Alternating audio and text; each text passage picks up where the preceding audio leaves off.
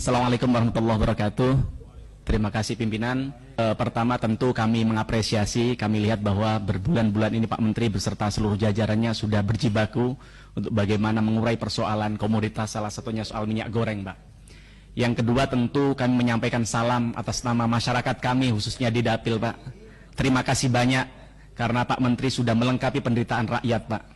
Karena kalau kemarin 2 tahun mereka dihantam situasi pandemi COVID-19, sekarang mulai mau berdiri, tiba-tiba disikat dengan urusan komoditas ini, Pak. Nah, kemudian saya tidak mau bahas case per case, Pak, karena saya tahu Pak Menteri beserta seluruh jajarannya punya mata, punya hati, punya telinga untuk mendengar jeritan-jeritan hati rakyat itu, Pak. Nah, pada kesempatan kali ini kami ingin menyampaikan sedikit masukan agar tidak terjadi hal-hal lagi seperti sekarang. Karena jujur saja, Pak Menteri, kami tadi panjang lebar A sampai Z Pak Menteri menyampaikan, kita sudah nggak percaya, Pak. Dulu ketika rapat sebulan yang lalu soal ini Pak Menteri sampaikan nanti 4 hari ini akan selesai persoalan minyak goreng, tapi nyatanya sampai berbulan-bulan juga tidak selesai. Kali ini kami tidak percaya sama Bapak, harapan kami besok Bapak bisa kembalikan kepercayaan kami, kepercayaan publik terhadap Pak Menteri. Nah, pada kesempatan kali ini Pak, kami ingin menyampaikan beberapa evaluasi. Yang pertama, Pak, kami melihat bahwa Kementerian Perdagangan ini masih seperti macan ompong, Pak. Tidak ada harga dirinya, bukan hanya di mata rakyat, tapi juga di mata produsen minyak goreng, begitu, Pak. Kalau kita lihat sejak Januari sampai hari ini, kalau kita hitung sudah 6 permendak dikeluarkan, tapi tidak ada satupun yang berimplikasi positif terhadap kesejahteraan rakyat, begitu. Soal ini adalah minyak goreng, begitu, Pak. Nah, maka harapan kami, Pak Menteri bisa menjadi pelajaran harga untuk bagaimana ke depan tidak terjadi hal seperti ini lagi. Pak Menteri tahu nggak? Pak Menteri jadi menteri ini adalah pembantu presiden, Pak.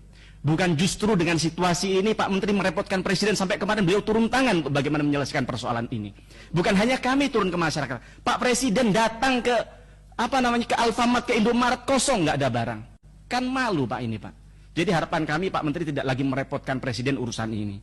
Kemudian yang kedua, lemahnya koordinasi Menteri Perdagangan dengan stakeholder, dalam hal ini adalah para pelaku-pelaku industri. Bapak, mohon maaf, saya ingin mencontohkan ketika waktu itu di zaman Pak Enggar. Memang saya belum duduk di kursi ini.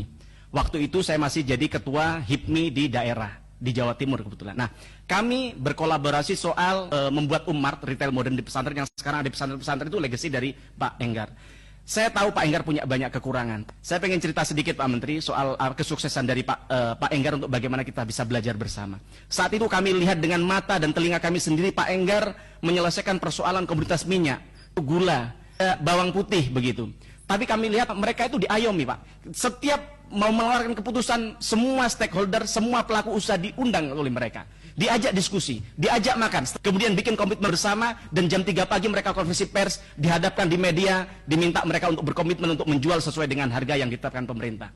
Dan ini tidak terjadi di Kementerian Perdagangan. Bapak setiap mengeluarkan kebijakan, mereka teriak, rakyat teriak, akhirnya tidak ada solusi seperti sekarang ini. Waktu itu beliau sampai turun ke kuli panggul, Pak. Ditanya, kamu berapa biaya panggulnya? Dia turun ke tempat pengemasan, berapa biaya kemasannya? Lalu dihitung dengan biaya produksi berapa, maka dipaksa produsen untuk menjual harga sekian, kalau nggak dicabut izinnya. Maka harapan kami hal-hal begini dilakukan oleh Pak Menteri Lutfi di era ke depan. Ketiga, Pak Menteri, kami melihat Pak Menteri membuat pernyataan-pernyataan yang tidak empati buat rakyat kami. Pak Menteri menduduk rakyat kami menimbun.